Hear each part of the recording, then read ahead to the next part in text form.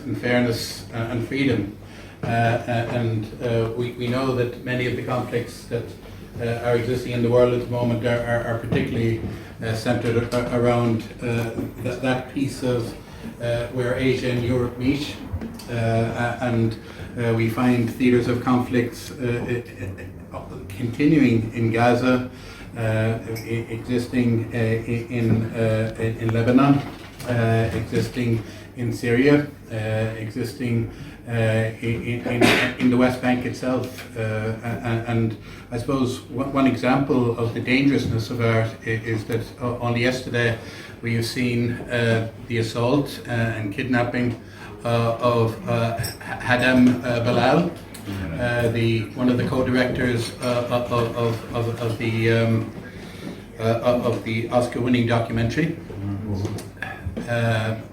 And the fact that at the height of international acclaim and admiration for the work that he was involved in, people could feel the need to commit violence upon the artist who had chosen to use their art to reflect the reality of the world.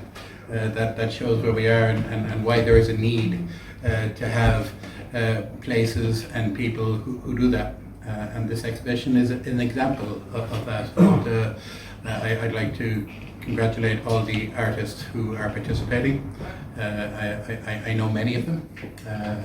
I know their personalities. I know their motivations, and I've had the pleasure of enjoying their arts through many years. And I'm glad to see so many of them here in one exhibition. But I suppose the exhibition, to be successful, has to work on a number of levels. It has to, first of all, try to encourage as many people as possible to participate in the experience of the exhibition, to examine and absorb each piece, to take from those pieces what they can when they leave the exhibition, to talk to others, to be with others, to be the change that they can be in the world. And that comes about through exhibitions like this. That comes about through the art that's being practiced. And as someone who has a difficulty in drawing straight lines, my admiration is never more wider than at a situation like this, and at a time like this when we need those voices to be brought together, when we need those communication skills of absorbing and putting the art into the space that it needs to be put into, so that people can be made understand, and through that understanding act to bring about a better world. So, and of course, the fact that it's here in the Quay Co-op, which is into its next 40 years, having had an anniversary year last year, is also a further example of that. It's a place where people come together to share these values and these ideas, but it's also a brilliant exhibition space in its own right, and I'm delighted to see it being used in this way tonight, and for the length of the exhibition itself. I look forward to more dangerous times for those who make the art and can make the art create the circumstances we need to have that better world, by challenging those who are doing their best to make sure that it isn't. So thank you to the artists, and thank you to those who have brought the art together.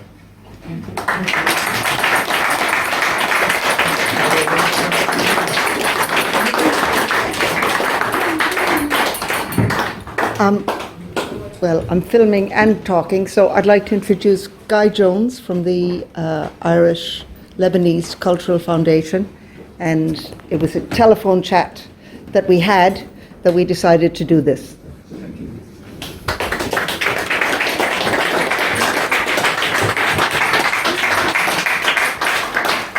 Good evening, everyone, and thank you very, very much for attending this wonderful event.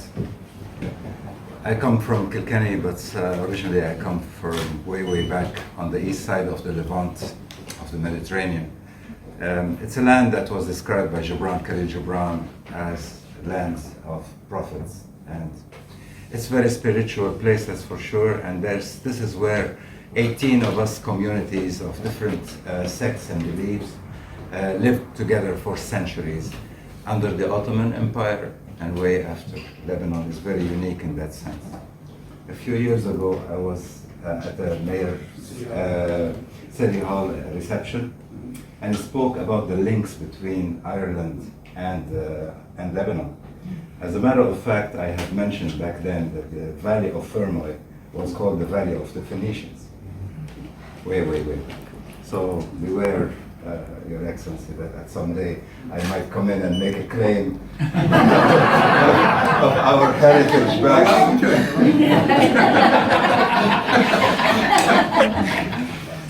Thanks be to God. Europe has changed a lot in the last 30, 40 years, and we have come together at very common points where at least we know that there is no discord, but there is actually unity. And we found that the persona of Mary is such a blessing to us as communities to actually congregate together. Mary is venerated in Islam in a very, very special way, as it is in Christianity. And if there is any future for us, to stop thinking about them and us, and we are more about understanding who they are, so we can actually identify as well with ourselves. United in Mary is a very big project. We started it, and all thanks to Mary O'Connor and her team, who are, I can't really identify all of you, but I met you and I had the honor to meet you. You have done a great work to actually put it into an exhibition, into an artwork, where artists can come in and make an expression of what they think is uniting and unity. This project can actually carry lots of meaning. In Lebanon itself, today is actually a national day of prayer between Muslims and Christians, and this is very unique, and it was drawn to me and to my attention once my wife and I, we were visiting Lebanon. There is a holy shrine of Our Lady of Lebanon, and we were shocked to see the number of hijab-wearing women visiting this holy place. And I couldn't believe it, and I couldn't understand it, because my knowledge about this was not that deep in understanding. And I checked it, and then it seems like, yes, Our Lady is as venerated in Islam as it is in Christianity, and therefore this shrine, this holy place, is actually also a place of unity for them too.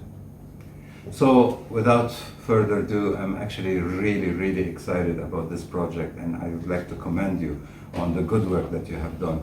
And thank you very much for all those who contributed in the success of this event. Thank you very much.